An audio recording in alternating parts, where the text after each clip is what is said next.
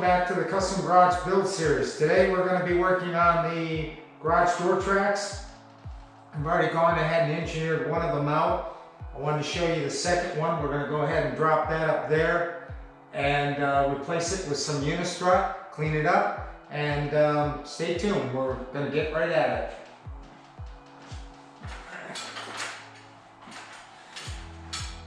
I've got a short piece of unistrut here. You can see that in the film with a 90. These brackets can be bought at Home Depot or Lowe's along with the unistrut and electrical department. They make these in magnetic and non-magnetic, and the magnetic ones you're going to pay a little bit more for. That's what this one is.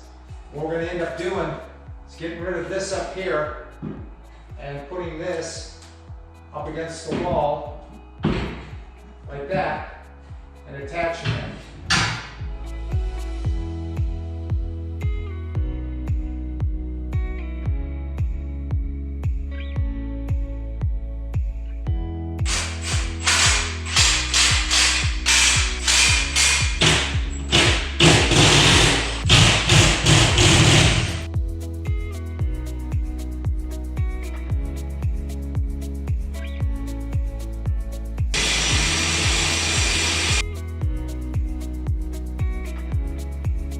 So what we did up here is we used some smaller unistrut.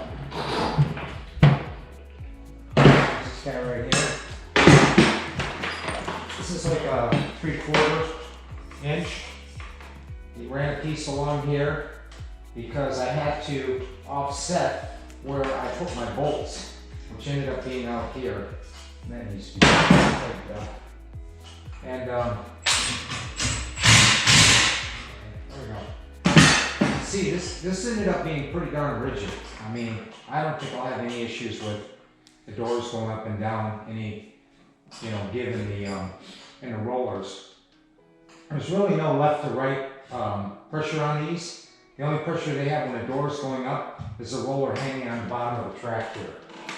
So we had a piece of 3/4, this right here, coming down from here. And what I realized is it wasn't stiff enough. So I went and cut a piece of 1.5 inches.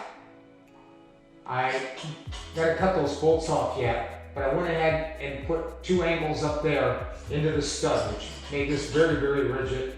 I'll cut those off, that'll look nice and clean.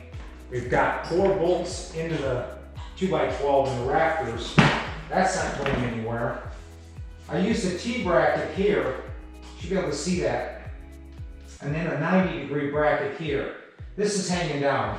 I'm going to replace that with just a simple 90 coming across here. They make them, I just didn't have any in stock. And then I used the 90 here. What I did down here, and you can kind of see it sticking out, is they make a spacer, the thickness of these brackets.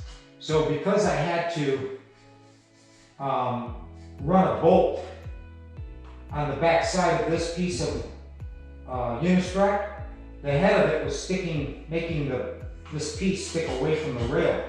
So to make it line up evenly, I turn around and put the shim in here, or the spacer, to space it out so that this ends up being completely even.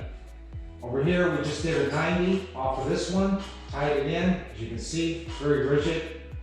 The only thing I'm going to do is go back and change this out, and that'll be it. Cut the 2 bolts at the top, and we'll be good to go on this.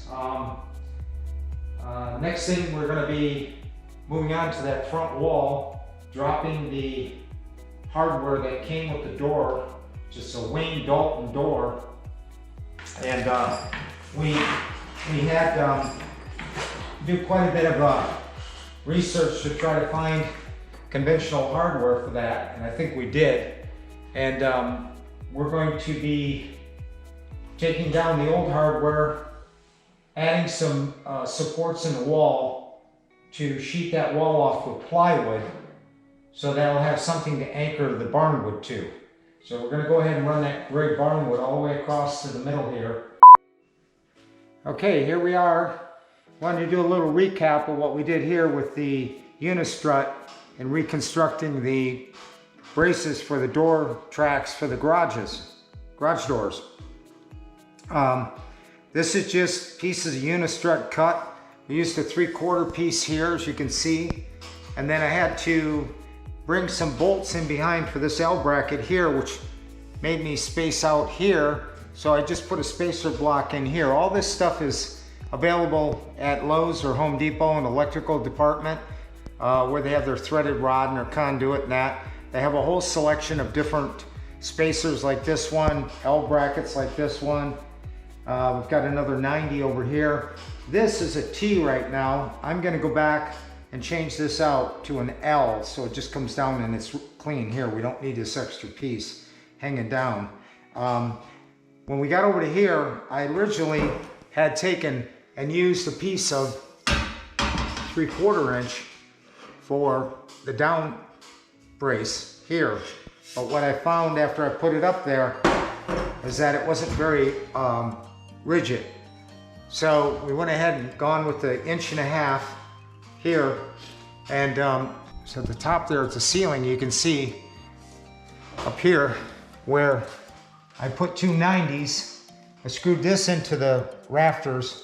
There's a 2x12 rafters running every 16 inch on centers. So we took and put 2 legs on each side. This is nut bolted here. We'll come back with a saw and saw off the extra threads here.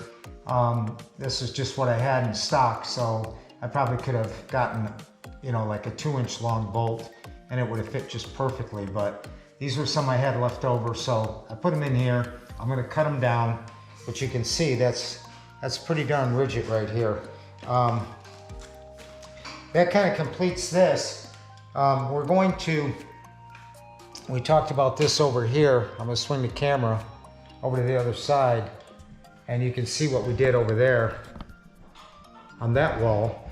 We also added a piece of 1.5 inch unistrut and just tied it in with a 90 and anchored it into the corner there.